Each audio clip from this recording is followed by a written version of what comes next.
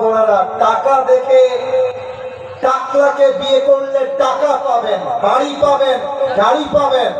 But আমি এই খানসামার মাটিতে আল্লাহর নামে কসম করে বলে গেলাম, টাকলার সঙ্গে আপনি 16 বছরের মেয়ে যুবতী হয়ে মনের সুখ কখনো খুঁজে পাবেন না। দেখেন নবীর দিকে তাকান, নবীর গুরুত্ব কোন বিষয় খেয়াল করেন।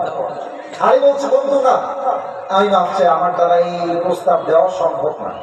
আরে বন্ধু যাও তো, প্রস্তাব করতে দোষ কোথায়? একবার ট্রাই করে দেখো, ট্রাই করতে দোষ নাই। তো যাই হোক, আলী কোনো মতে মোটিভেট হয়ে চলে আসছে নবীর কাছে।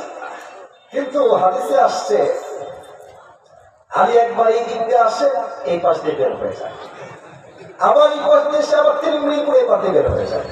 নবীজি দেখছে আলী কাণ্ড, আলী একবার আসে আর একবার যায়। কিন্তু অবাক করার বিষয় হচ্ছে আলী আসার আগেই আল্লাহ নবীকে ওহী দিয়েছেন, ইয়া রাসূলুল্লাহ, এই মুহূর্তে আলী আপনার মেয়ে ফাতেমাকে বিয়ের প্রস্তাব নিয়ে আপনার দরবারে হাজির হয়ে যাবে। সুবহানাল্লাহ। তো একটু পরে নবীজি বলে, যা আলী, এদিকে আসো, আর কই যাও, এদিকে আসো, ডেকে নিয়ে আসছে। হ্যাঁ বসো, এখানে বসো। কি ব্যাপার? এই 3 মিনিট করো কেন? কি বলবো বলো? আমি বসে আছি, বলো। আসলে মেয়ের বাপকে প্রস্তাব দেওয়া যে কত কঠিন, একমাত্র যুবক ছাড়া এটা কেউ বুঝবে না।